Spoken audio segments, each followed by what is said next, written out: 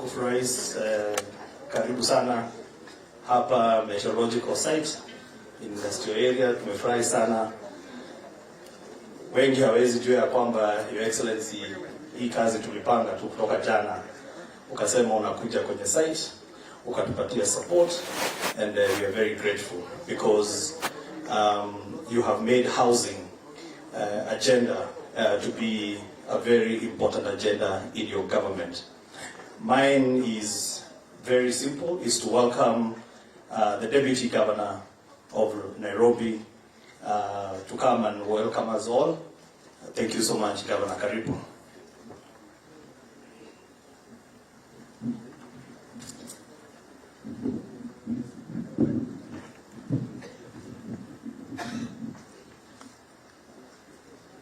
Your Excellency, the President of the Republic of Kenya and Commander-in-Chief of the Kenya Defence Forces, Dr. William Ruto, Cabinet Secretaries here present, members of Parliament, and all invited guests. Mine is really very simple, is to welcome you to this site, Your Excellency, and to express our gratitude as the people of Nairobi for taking the first step to come and support the program that is going to house our residents. Your Excellency, you remember when we were campaigning, we said you want to create a city of order and dignity.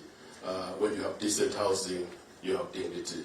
And I'm very pleased that you are actually keen on knowing that the units being built here preserve and create that dignity. So without further much ado, I'd like to welcome all of you and assure you that, Your Excellency, we are behind your program, we will support the program, and we are happy that Nairobi is the first place you have come to visit and see these housing programs. Karibuni sana. Thank you very much, Deputy Governor. Your Excellency, I'd like to acknowledge a few people in our presence. First, I'd like to acknowledge the presence of the Board of National Housing Corporation, led by the Chairman. If they can stand up so that you can recognize them. Thank you very much. Excellency, we also have in our midst our investment partners, financial institutions, and we have a few CEOs of banks that are our partners. I don't know where they are, they can stand up. Or representatives of the various financial institutions, Excellency, they are working with us on this journey. Asanteni sana. I'd also like to acknowledge the presence of the staff of the State Department for Housing and Urban Development, led by our Secretary for Housing, Manabucha, and I'm sure there are others who are seated down. Thank you very much. Excellency, we also have the NSSF, who is the main investor. We will, the CES will be speaking on behalf of the NSSF, but with this opportunity, I'd like to ask the managing trustee and the staff of NSSF. I don't know where they are, where the contractors are. We have got Infinity there, we have got Pini, and we've got Vajani. Then we also have the contractors who are doing the housing. We have Vajani, and we have EPCO, and they're all local, Excellency. I'd also like to acknowledge the presence of my fellow PSS colleagues, PS Muragori and the rest of the PSs that we had invited, Your Excellency, PS Toom and the rest of the PSs and PS Enosh, they're here. If I don't acknowledge you, I'll take this opportunity. Yes, and of course, Your Excellency, we have got members of Parliament who are key partners on this journey, so I'd like to ask all the members of Parliament here present to stand up. Thank you very much for honoring the invitation. Asante sana. And then, of course, members of the County Assembly. There are members of the County Assembly. Thank you very much, Your Excellency. You can see there are very many from Nairobi who have accompanied you this afternoon. I may not be able to acknowledge everybody, Your Excellency, but for all those who came here, we'd like to say thank you very much for taking time under very short notice. Thank you so much. I would like to take this opportunity, Your Excellency, now to invite our CS for Labor, CS Chilgui, to come and make his remarks.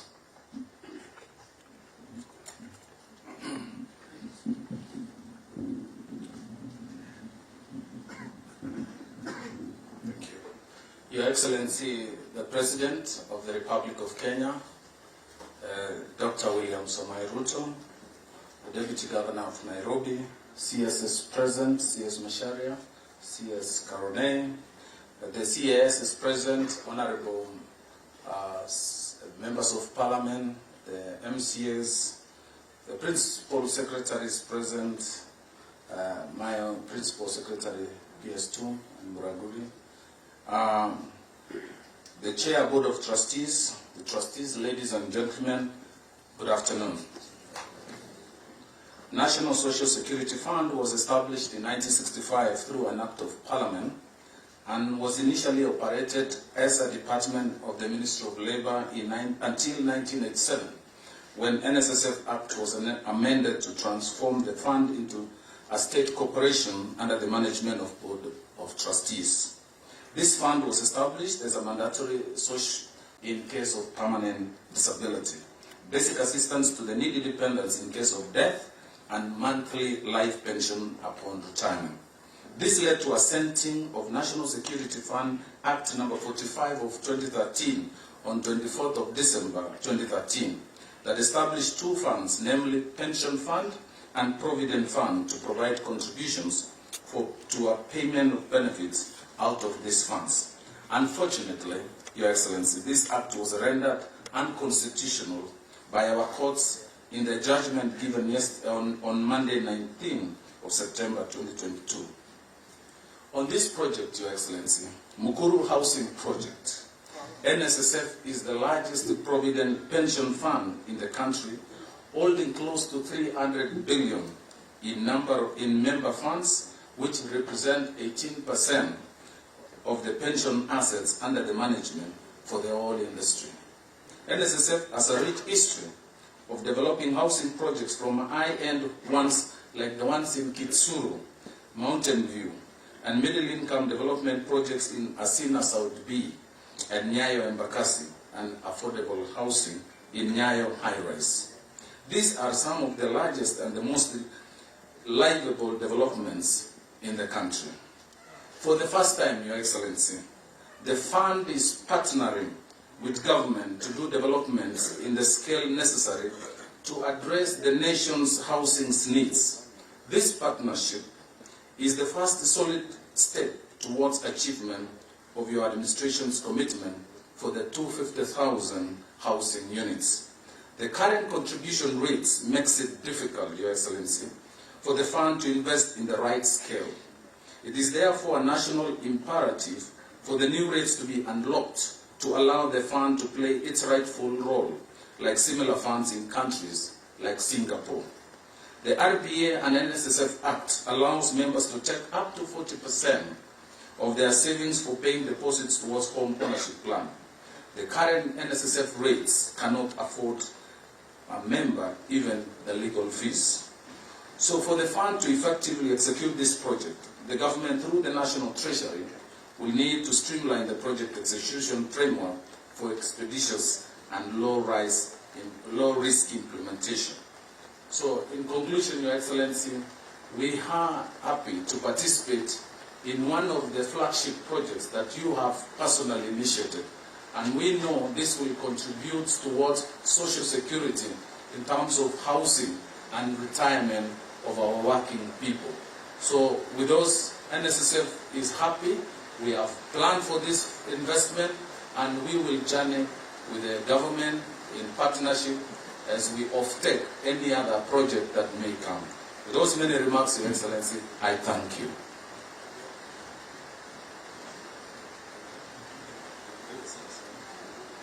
Your Excellency, with your permission, allow me to invite my colleague, CS Ministry of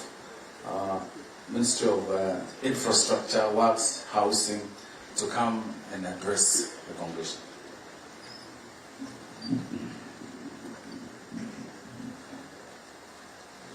Your Excellency, President William Ruto, my fellow Cabinet Secretaries present, Excellency, Deputy Governor of Nairobi, my good friend James Joel Mushiri, members of Senate, and National Assembly present, ladies and gentlemen, Your Excellency, today indeed is a very special day because we are actualizing the objectives which we've had for a long time. And Excellency, on behalf of the housing sector, let me thank you for allowing time.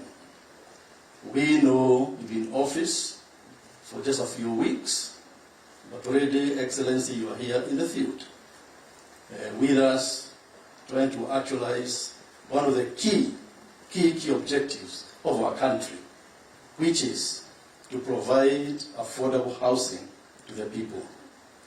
Excellency, we have three key challenges when it comes to providing affordable house care and housing. One of them, Excellency, is land. The other, Excellency, is financing for the end users. And the third one is infrastructure. And sir, let me thank you very much indeed, because less land is a key issue and key challenge. Within only a few weeks in office, you've unlocked this issue, which has been actually challenging us for the last 2 years.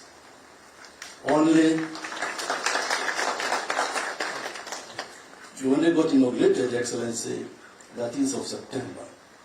It's only about 3 weeks. And here we are on a very key issue. Today, NSSF, the investor on this site, can proceed because you have unlocked one of the key issues which have been facing us. That requires political leadership. And Excellency, if you look globally, countries which have succeeded in this particular segment of housing, they have had the benefit of having political leadership at highest level. Many of you know about Singapore and such countries, whereby despite being challenged in terms of land, Singapore has done very well because the presidency took the championship in terms of housing. Sir, the second challenge is financing. And because of your presence here this afternoon, I can see almost every bank is represented here. All the big hitters are here. Excellency, you saw when they were asked to stand up. It demonstrates that indeed financing follows power. I can see all the big banks are here. I don't want to mention them by name. They know themselves. And so, Excellency, today if you asked them to leave checks behind to say they are supporting this project, Excellency, we shall be having a surplus this afternoon. And so because of your presence, we have now the appetite by the banking sector, which will unlock that key challenge of financing. And through the Kenya Refinance Mortgage Company, we shall also have more success in terms of financing affordable mortgages. Lastly but not least, Excellency, is about infrastructure. You cannot have housing without proper infrastructure. Roads, water, electricity, sanitation.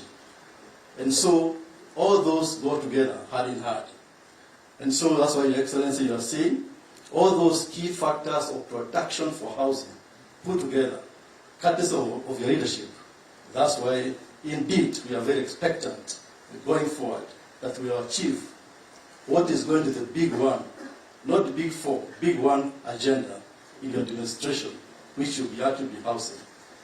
With those few remarks, Excellency, it's my privilege and duty to invite you, Excellency, to make your remarks. Asante sana James. Asante sana. Tafadhali tuketi chini. Mawaziri wote mlio hapa, ndugu wananchi wa Nairobi, hamjambo. Kwanza mimi nataka nichukue nafasi hii niwashukuru sana kwa kunipatia nafasi na hawa wenzangu ambao tumechaguliwa na hawa tuweze kuongoza mambo ya taifa letu la Kenya kwa miaka 5 ijayo.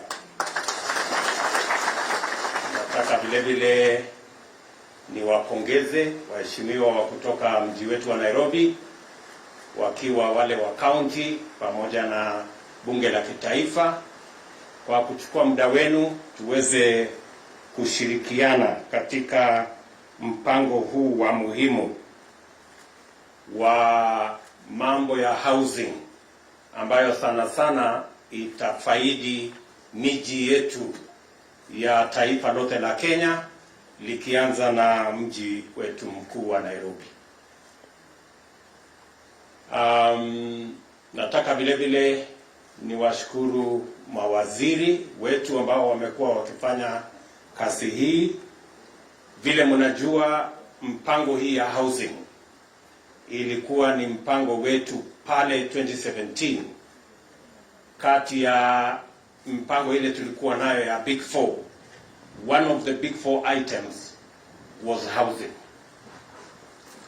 I know a lot has gone into preparing for that program, and unfortunately we didn't manage to have a clear rollout of matters housing the last 5 years.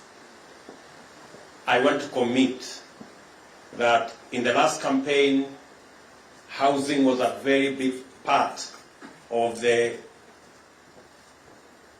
political discussion that we had as a country. And it was a discussion on both sides of the divide. And because it was a discussion on both sides of the divide, I am looking forward to all of us working together from both sides so that we can implement this plan for the benefit of the people of Kenya. As you are aware, this whole plan was premised on a couple of things that we needed to sort out. First is to make sure that there is land that is available. Number two is to make sure that we have technology that can build houses faster and in a cost-effective manner. And number three, to make sure there is financing, both for construction and for mortgage, so that this plan can become a reality. A couple of things have been done. I think we have identified a couple of pieces of land that we can implement this program. I am certain that land will not become an impediment on matters of delivery of our housing plan.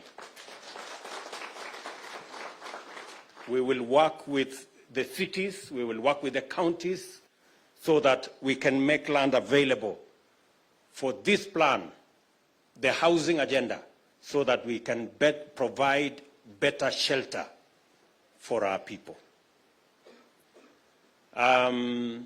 Because I made a commitment to the people of Kenya that housing is going to be a big part of our plan, not just to provide houses, but to create opportunities for employment and for enterprises to grow, provide opportunities for the millions of people who will engage in this enterprise as plumbers, as electricians, as construction workers, as technicians, and a whole lot of people who will be participating in this exercise. We intend also to grow enterprises, the people who will make for us doors, the people who will make for us windows, hinges, and all the other construction products that will be required for us to complete these houses, including windows, window sills, and everything else that will come along. We are going to be partnering with our TVETs and our Juakali sector to produce those products so that we can grow those enterprises as well as we work on this housing plan. The ministry already knows that we have to standardize. And PS Charles Hinga explained to us clearly that if we do not standardize the size, the doors, the windows, the hinges, the window sills, we will continue to be doing designer houses. And we all know that designer products are very expensive.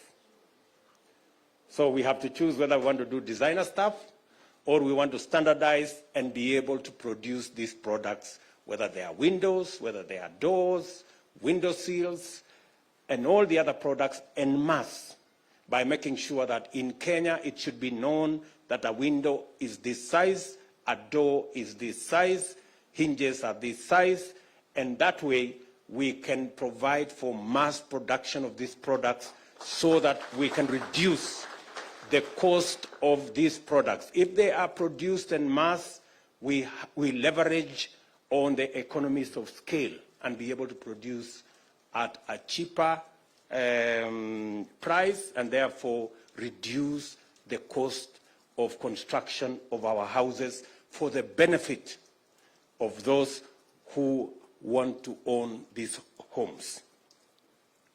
Coming to this project is very important to us because it will help us sort out one estate called Mukuru here. Mukuru Kwanjenga here, this Mukuru place, and I was there, I think, a week before the elections. Mukuru here has 110,000 households on about 700 acres. And the story of Mukuru is a story that needs to be written because Mukuru is the only place you pay to go to the toilet. You pay 170% for water that others are paying in Karen and Lavington. You pay more for electricity than in any part of Nairobi. And yet, these are the people who are the bottom of the pyramid. So, this project, the first priority of this project is to get the people living in Mukuru to come and live here.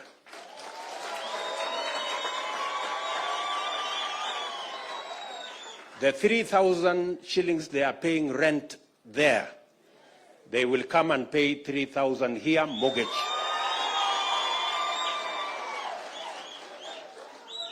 Najua wakati nilikuwa pale Mukuru, niliwaambia wakati huo ya kwamba ile rent mnalipa tutaibadilisha iwe mortgage. Ili ukilipa hii nyumba hapa, hiyo 3,000, baada ya miaka 20 hiyo nyumba inakuwa yako.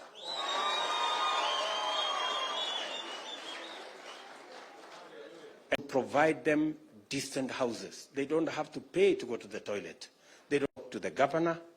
We are going to work with all the other agencies so that these 3,000 acres, we can at least do between 400 and 500,000 housing units that will support the people of Nairobi as we do it elsewhere in Kenya.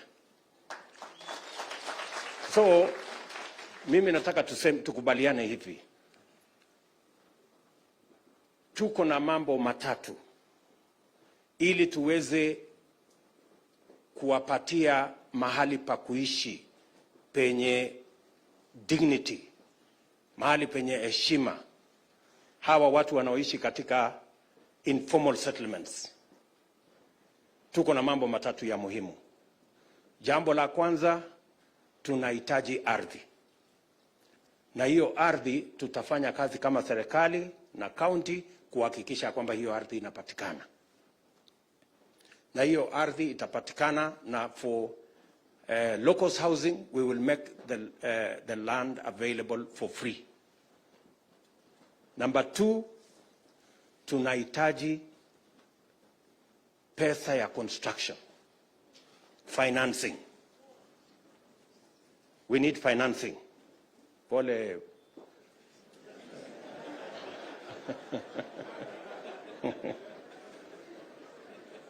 We need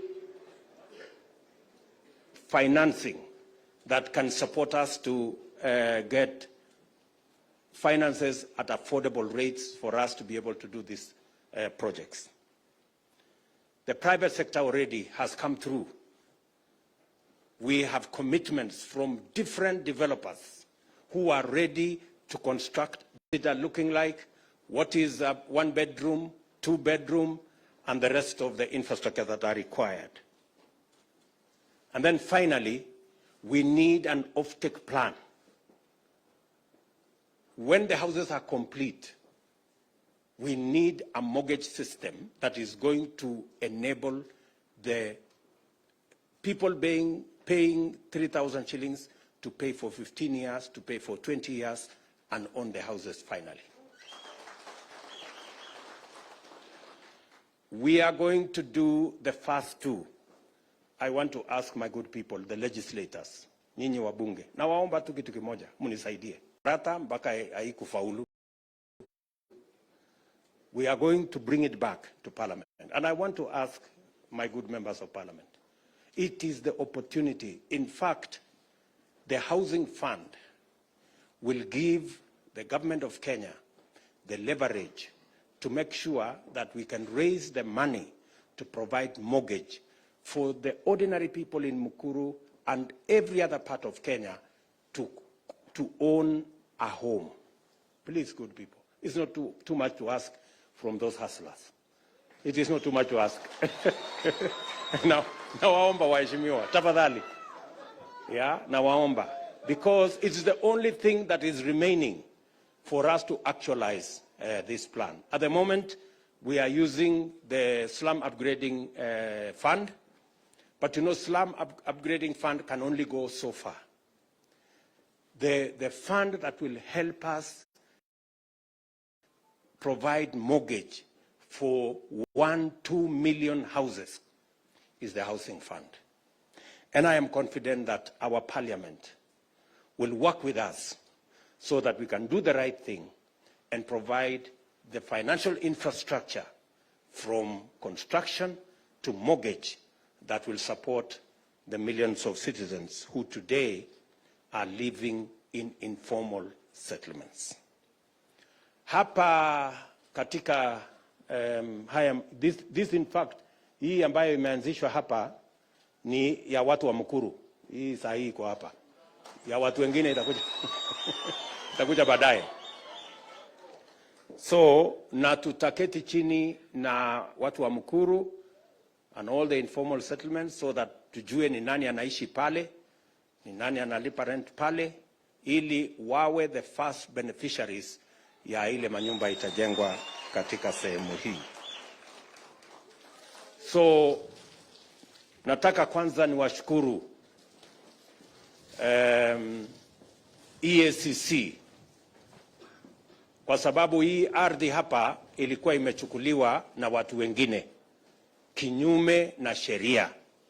This land had initially been grabbed by the usual notorious people. And I want to congratulate EACC for recovering this land so that we can use it for the development of social and local housing here in Nairobi. 2 years ago, the government decided that we were going to do this project. But the project has not quite moved with the necessary speed because of challenges of titling. I want to congratulate the Ministry of Housing and the Ministry of Lands.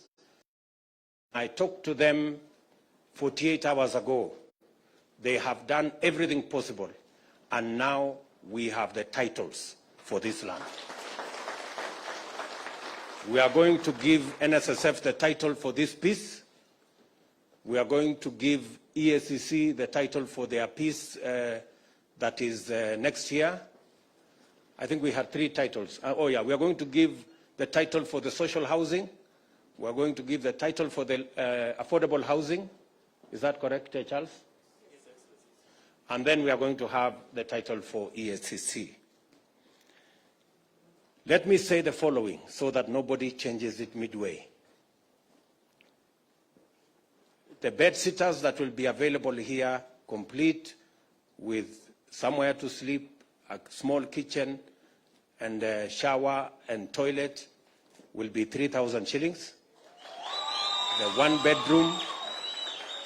bedroom is going to be 5,000 shillings, and the 2-bedroom will be 6,500 shillings.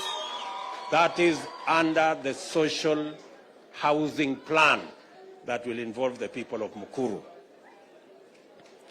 For the affordable housing, a 1-bedroom is going to be 6,600, and a 2-bedroom will be 10,000 shillings, and that is mortgage, not rent. That is mortgage, so that in a couple of years down the road, 15, 20, 25 years, they will become owners of this property. And we begin to transit Kenyans from majority of them paying rent to majority of them being home owners. Let me also say that for us to be able to accelerate the development of housing in Kenya, and I am not talking about Nairobi, I am talking about all our cities largely. For us to be able to accelerate, apart from working with the counties, and I look forward that our governors will make it possible for us to have land in our major towns so that we can roll out the social and the affordable housing plans in all our cities and make 2-3 million Kenyans homeowners in the next couple of years. What we have done to make sure that that comes through is we have established the Kenya Mortgage Refinancing Company that will support the whole mortgage enterprise and backstop some of the challenges that will come with acquisition of mortgage. We have also adjusted, the CBK has adjusted prudential banking guidelines so that with more deposits, banks can do more lending as a practice, so that we can make more resources available for people who want to borrow. We have also worked with our pension schemes and made it possible that people saving in our pension schemes can have access to some of their savings so that they can put it up for home ownership. So the pension funds can now use for their pensioners some of the resources that have been saved by pensioners to be able to buy homes under our plan. And let me also say, we have made sure that affordable housing will be made available on a priority basis. We look at who qualifies so that we can put them. For the people in Mukuru, Kwanjenga here and the whole of Mukuru slum, we're going to work with you so that as we transit to here, we get more land in Mukuru to be able to develop more houses. 700 acres is a huge piece of land. We can settle probably about 300,000 people, 3 times the people who today are living in Mukuru Kwanjenga, with proper facilities and everything else. I have also told the ministry that this facility here, as it will be the case in all the others, this facility must have enough markets, it must have enough schools, it must have enough facilities for clinics and a proper hospital, so that the people who will be living here, because we will be talking about probably 14,000 houses in this land, which means we will have between maybe 40,000 people living here. All the children of the people who will be living here, we must have a school here where the children will go to school. We must have a hospital here. We must have a clinic here, which can make this whole district wholesome and be able to. The kids of the people living in Mukuru, they hardly have a place to go to school. So we must make sure that that school is available in this facility. So with those many remarks, next week or the week after, I will be coming to Kibra. Bwana Mheshimiwa, nitakuwa huko. Kwa sababu hiyo mpango yote ya Kibra hiyo lazima tubadilishe. The slum upgrading program is beginning, and we want to make sure that the people of Kibra stop flying toilets. They can live like decent Nairobians as well. The whole of that Eastlands, we already have a plan. So nyinyi waheshimiwa, mimi niko tayari kushirikiana pamoja na nyinyi. Nimewaomba tu kitu kimoja, munipitishie housing fund, hiyo ingine nitafanya tafadhali. Na hawa watu wametupigia kura, watafurahi. Sasa wacha nichukue nafasi hii, kwa sababu nilikubaliana na Wizara ya Ardhi, na mumesikia ya kwamba saa zingine kuwa na matatizo, kwa sababu kuprocess mambo ya ardhi saa zingine inachukua muda. Na nimekubaliana na watu wa Wizara ya Ardhi ya kwamba tutabadilisha mwendo, na sio Wizara ya Ardhi peke yake, na wizara zile zingine zote. We have to agree on service delivery timelines, so that we are sure when we say we are going to achieve this, we must achieve it in the time we have agreed. So, and to ease the coordination between the Ministry of Land and Housing, I have decided that the Ministry of Lands will now be together with Housing, so that it becomes much more easy to coordinate the whole housing agenda in the Republic of Kenya. So with those many remarks, let me ask the Ministry of Lands to present to us the titles, so that we can hand them over to the relevant agencies, and so that this project can take off in earnest. Now, contractor and the Ministry of our anchor department of our anchor Ministry of Social Services, Ministry of Labor, and especially NSSF. Now you have no reason why this project cannot move with speed. Kwa sababu title tunawapatia hapa saa hizi, sasa hii kazi isonge. Na mkipata matatizo, mnajua mahali ya kunipata. Mtasukumana.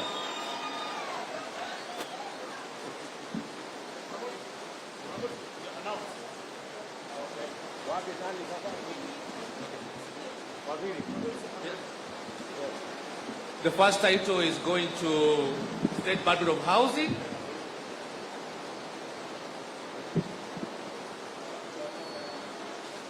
Pigia makofi.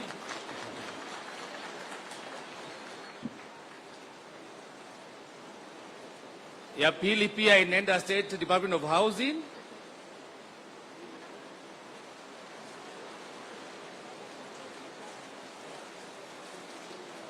Then EACC.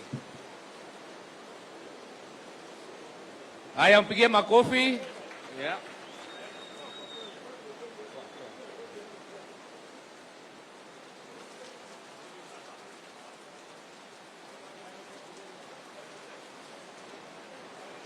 It's okay. Just stay there.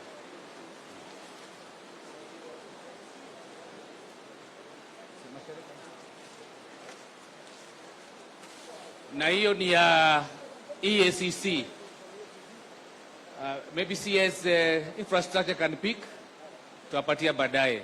Wapige makofi. That's a total of 60 acres.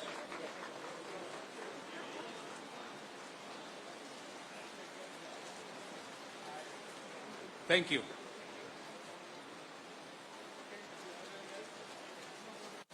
So the actual title.